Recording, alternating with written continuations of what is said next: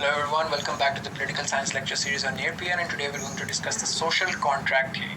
Social contract theory में तीन important philosophers हैं, Hobbes, Locke और Rousseau, और हम उन तीनों को इस lecture series में आगे देखेंगे. Social contract theory का basic premise वो एक common premise है, लेकिन उसको explore तीनों philosophers different तरीके से करते हैं. तो let's see. Let's start with Thomas Hobbes. Hobbes was an English writer, and his philosophy focuses on realism and social contract. Again, as which is pretty obvious. ये उसकी तीन most famous किताबें हैं, लेकिन हम जिस पे सबसे ज़्यादा focus करेंगे वो Leviathan है. Leviathan is the book in which he has explored this concept of social contract. अब एक sequence में चलते हैं. Hobbes की foundation जो उसकी concept है philosophy का, वो ये है कि इंसान पहले state of nature में exist करता था. State of nature क्या है? Imagine that there are no laws, there are no institutions, there are no political governments. Imagine thousands of years ago, millions of years ago, जब कोई भी police की किसी भी किस्म की पुलिस, अदालतें, निज़ाम, laws, king, queens, tribal chiefs, rulers, mutual arbitration committees, कुछ भी नहीं exist करता था. उसको कहेंगे state of nature. कि इंसान थे, दुनिया में आगे आ चुके थे, they were living, but there was no form of government and law at all. This is what Hobbes calls state of nature. इस state of nature में fear और selfishness बहुत ज़्यादा थी, because constantly कोई भी बंदा आपको protect करने के लिए नहीं था. तो it was what Hobbes in his words called a war of all against all. Everyone was at war with everyone else. मेरा कुछ भी secure नहीं था, क्योंकि कोई एक कानून नहीं है, कोई रियासत की रेट नहीं है, कोई रियासत एग्जिस्ट नहीं करती जो आके मुझे प्रोटेक्ट कर सके. अगर कोई मुझसे चोरी करता है तो मुझे खुद ही अपने आप को प्रोटेक्ट करना है. And I will be in constant fear कि इससे पहले कि कोई मेरे खेतों पे आके कब्जा कर ले या कोई बंदा मेरे घर पे आके कब्जा करे, तो इससे बेहतर है कि मैं पहले जाके उस पर कर दूँ. You will be in a constant preemptive action against the other one. Hence life in state of nature according to Hobbes was solitary, poor, nasty, brutish and short. इसी से वो ह्यूमन नेचर के कॉन्सेप्ट को deduce करता है कि इंसान जो है वो सेल्फ इंटरेस्टेड है, इंसान सेल्फ प्रिजर्वेशन चाहता है, और rationally he is a rational individual who wants to preserve his interest. क्योंकि स्टेट ऑफ नेचर में इंसान के इंटरेस्ट प्रोटेक्ट नहीं होते, किसी के भी नहीं होते. Hence they would want to rationally use their faculties to maximise their interest as much as possible. Hence using this faculty they developed this concept of sovereign. और इस sovereign के concept में वो क्या करते हैं कि इंसान अपनी दो लोग state of nature में जब ये realize करते हैं कि वो खुद अपने आप को protect नहीं कर सकते और इससे constantly एक war चल रही है और एक competition चल रहा है लोगों में, तो society mutually agrees कि हम एक third party को अपने अंदर से तमाम political power vest कर देंगे कि ये हमारे दरमियान disputes को resolve करेगा और will को enforce करेगा. So all of our rights are vested in that individual. Thus the sovereign is born, the ruler or monarch is born. कि आपने एक institution of monarchy, एक institution of rulership create किया, who is the absolute head. और चूंकि इंसानों ने खुद mutually अपनी self preservation के लिए voluntarily agree किया कि हम अपनी सारे के सारे rights, right to protect our self, right to use force, right to movement, सारा कुछ हमने इस अथॉरिटी को दे दिया विच इज़ द रूलर और a monarch. Now he is going to enforce that will and we do not have any rights of our own now. तो इससे deduce किया जा सकता है कि Hobbes was a supporter of absolutism. That is to say कि जो monarch है हॉब्स के कॉन्टेक्स्ट में, जो रूलर है, he is absolutely powerful, he has all the powers. और ये एक बड़ी फेमस कोटेशन है हॉब्स की, that law is dependent upon the sanction of the sovereign and the government without sword are but words and no strength to secure a man at all. तो इसलिए उसने बात की कि जो मोनार्क की विल है वही रियल लॉ होगी, वही सिविल लॉ होगा, और वो क्योंकि वो सॉवरेन इन्फोर्स करेगा. अब जब एक मोनार्क का इंस्टीट्यूशन बन गया है, और वो किस प्रोसेस के ज़रिए बना है, जिस प्रोसेस के ज़रिए आपने मोनार्क का बनाया उसे वो सोशल कॉन्ट्रैक्ट कहता है. कि स्टेट ऑफ नेचर के अंदर जब कोई प्रोटेक्टेड नहीं था, they mutually agreed through a social contract to create a state, a sovereign which is going to then use his sovereign power. वो आगे से अपनी पुलिस बनाएगा, अपनी आर्मी बनाएगा, जिसके ज़रिए वो अपनी कमांड इन्फोर्स करेगा. तो वही रियल लॉ है. उसके अलावा इंडिविजुअली कोई बंदा ये क्लेम नहीं कर सकता कि मेरा लॉ चलेगा. तो it's a very given fact. हम चूँकि we live in an ordered world, for thousands of years we have existed under a monarch or an aristocrat or a quasi-democracy, a colonial power, or now a democracy. So we take for granted these government institution and state institution, courts, law का सारा mechanism. But imagine उससे पहले ये चीज़ exist नहीं करती थी जब, तो तब ये पहली दफ़ा जब वजूद में है तो हॉब्स उस चीज़ को explain कर रहा है. The Leviathan is basically a creature जो कि बाइबल में जिसका जिक्र हुआ है. तो हॉब्स की जो किताब है उसके कवर में ये मोनार्क है और नीचे जो वो क्रीचर है लेवाइथन का उसका फिगर बना हुआ है और इसके अंदर ये लोग हैं इसके ऊपर छोटे छोटे बने हुए. So you see the symbolism in this. और लेवाइथ उसके हाथ में there is a sword that the sovereign is like a leviathan, is like this animalistic beast monarch, and he uses his force to enforce his will to bring order. और इस वजह से उस Leviathan की उस मोनार्क की जो बात है वही कमांड है, वही लॉ है. सॉवरन मोनार्क ही गवर्न करेगा. सो इसी से फिर निकलते हैं कि अब जब स्टेट बन गई उस रियासत में अवाम के क्या हकूक़ हैं. इस वॉलंटरी एग्रीमेंट के ज़रिए, सोशल कॉन्ट्रैक्ट के ज़रिए लोगों ने अपना एक रियासत बना ली, एक बीच में मोनार्क बन गया. तो अब आम आवाम के क्या हकूक़ हैं. उसी प्रेमिस को यूज़ करते हुए जो हॉब्स ने पहले फ़िलासफ़ी यूज़ किया, अवाम के कोई हकूक़ नहीं है. Whatever sovereign decides it does now is justified because अवाम ने अपने सारे rights they have vested in the monarch. Now it is monarch up to the monarch to decide what is right, what is wrong, what he should do or he should not do. So all law is dependent upon the sanction of sovereign. ठीक है. तो अब अवाम के कोई अपने independent हकूक़ नहीं है. This is again the same quotation. So Hobbes की philosophy in a nutshell, that left ungoverned, men will terrorize each other in a state of nature in which individuals will stop at nothing to ensure their own self-preservation and self-promotion. In the state of nature, the condition of man is a condition of war of everyone against everyone. To avoid a descent into the state of nature, man must enter into social contract, submitting to the authority and protection of a sovereign. The sovereign must be an absolute ruler with an indivisible and unlimited power to prevent factional strife and chaos. If a sovereign fails in their duty, the social contract is broken. Individual may take action leading back to the state of nature. Hobbes के case में revolt sovereign के against allow नहीं है, only in one circumstance. Sovereign का काम क्या है कि वो society को order रखे, निज़ाम में order हो, chaos ना हो. मगर अगर if the ruler fails to keep that order, only then people can overthrow that sovereign. फिर state of nature में जाएंगे, फिर दोबारा से एक नया sovereign create होगा. Otherwise there is no other way or no other reason why with which the sovereign can be dethroned. या आप एक separate point के तौर पे भी rights and duties के बाद 5-6 point में add कर सकते हैं. Hobbes की legacy बड़ी common सी बात है कि जितनी absolute monarchies exist की हैं वो हॉब्स से इंस्पायर्ड हैं. वो सारी मैंने जो एग्जांपल्स आपको मैकियावेली के अंदर दी हैं वो सारी आप हॉब्स के अंदर भी यूज़ कर सकते हैं. Hobbes was also inspired by Machiavelli in that respect. और आपको सिमिलैरिटी भी थोड़ी सी मिलती है इनकी फ़िलासफ़ी में, जस्टिफिकेशन में चीज़ों की. तो जितनी भी एब्सोल्यूट मोनार्कीज़ हम डिस्कस कर रहे हैं पहले वो आप आर्ग्यू कर सकते हैं कि वो हॉब्सियन मॉडल से इंस्पायर्ड है. इवन मॉडर्न स्टेट्स भी आप जो मोनार्कीज़ में ऑपरेट कर रही हैं, मिडिल ईस्ट में मोनार्कीज़ हैं, लैटिन अमेरिका में हैं, अदरवाइज जो एग्जिस्ट करती हैं absolute monarchies, not constitutional monarchies like UK और Norway. They are inspired, you can argue, और that they are manifestations of Hobbesian philosophy. इसके बाद जॉन लॉक आता है. जॉन लॉक की ideologies about liberalism, he argues for rule of law. We are going to focus on the two treatises of government. इस किताब से इसकी social contract की थ्योरी निकलती है. The rest of the stuff you can pause and read, and you can write summary में अपने answers में.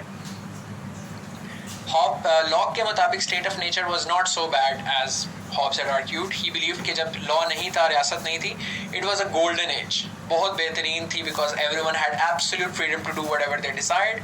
तो Hobbes said कि natural condition of mankind was a state of complete liberty to conduct one's life जिस तरह वो चाहते थे. तो state of nature was a golden period. लेकिन हॉब्स लॉक कहता है कि एक मसला था.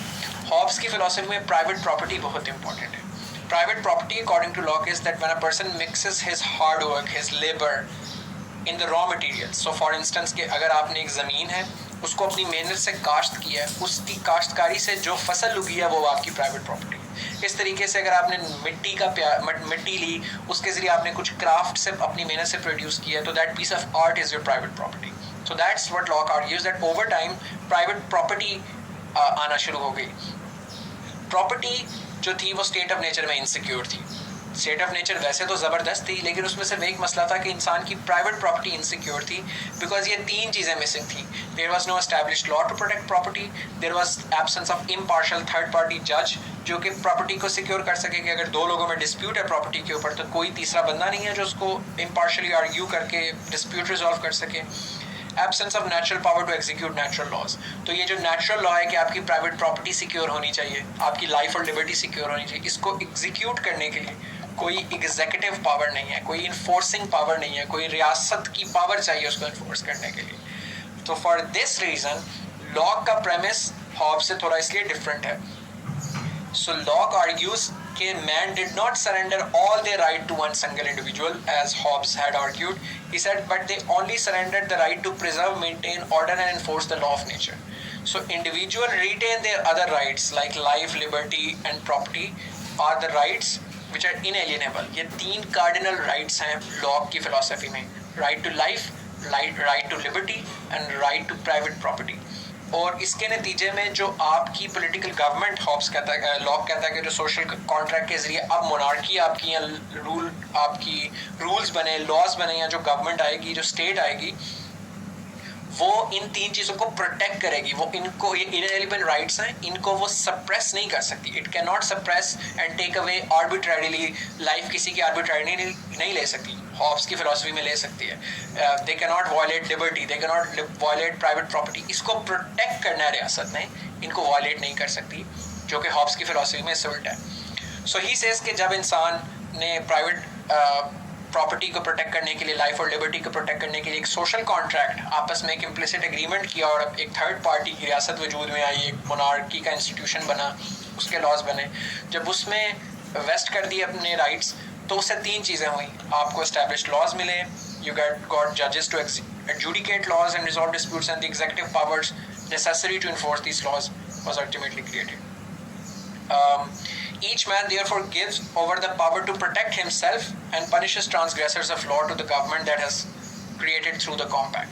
तो अब अगर किसी ने किसी के साथ ज्यादती की है तो मैं खुद उसका सजा नहीं दूंगा, वो रियासत देगी. तो अगर किसी बंदे ने मेरी प्रॉपर्टी को वायलेट किया है तो रियासत उसको सजा देगी, उसको फाइन करेगी. अगर किसी बंदे ने मेरे फैमिली में या मेरे जानने वालों में किसी के साथ फिजिकल पनिशमेंट की है, उसको फिजिकली नुकसान पहुंचाया है, या किसी का अगर किसी ने माशरे में कत्ल किया है, तो उसका भाई जाके उसका बदला नहीं लेगा, वो अदालत को या उस टाइम पे मोनार्क को कंप्लेंट करेगा और मोनार्क और उनका जज फैसला करके उसको एग्जीक्यूट करेंगे या उसको सजा देंगे.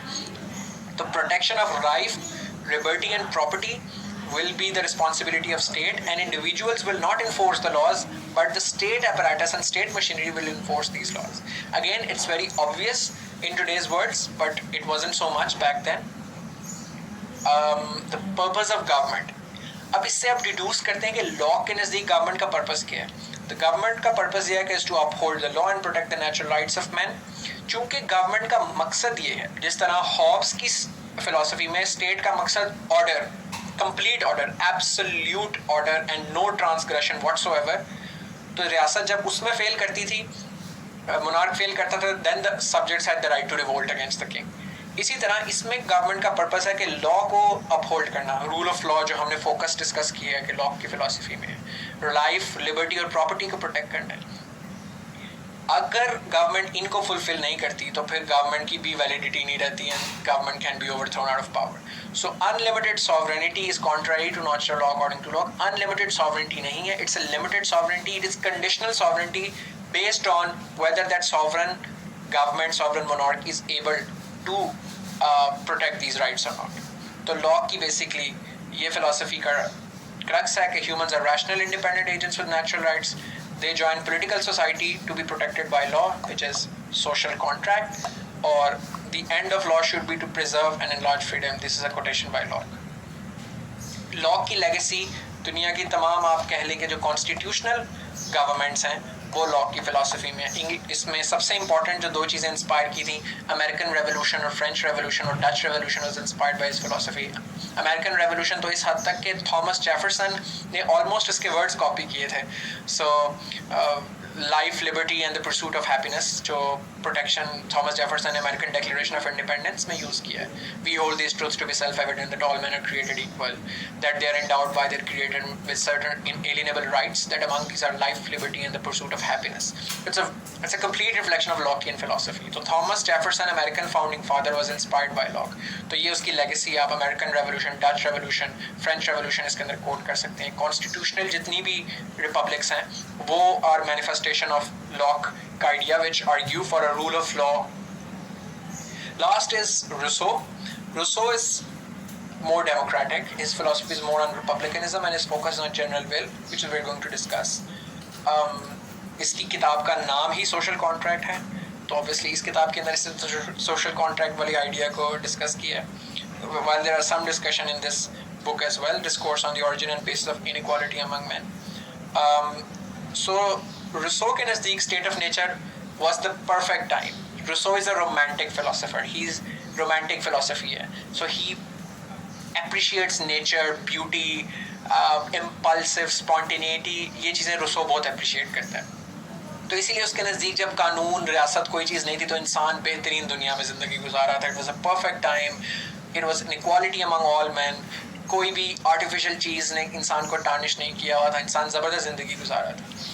But as over time population increased, इसकी वजह से the means with which people could satisfy their needs had changed as well. Aahista Aahista small families बनी, फिर small communities बनी, division of labor आई, फिर families के अंदर और societies के अंदर life आहिस्ता आहिस्ता आसान होना शुरू हुई, leisure time लोगों के पास ज़्यादा आना शुरू हो गया. This leisure time inadvertently led people to make comparisons between themselves and others. Hence इस तरह की फीलिंग्स और पैशंस जनरेट होना शुरू हुए, like envy, shame, pride and contempt के जो आपसे बेहतर था आप उस कंपैरिजंस ड्रॉ करने लगे. Most importantly according to Rousseau, like John Locke, is that private property was invented, which was a pivotal moment in history according to Rousseau. कि इसने जो प्राइवेट प्रॉपर्टी की इन्वेंशन से इंसान ने simple pure state of life से एक grid, competition, vanity, inequality वाली जिंदगी में कदम रखा. Important point of distinction is that for both of them, private property का invention is very important.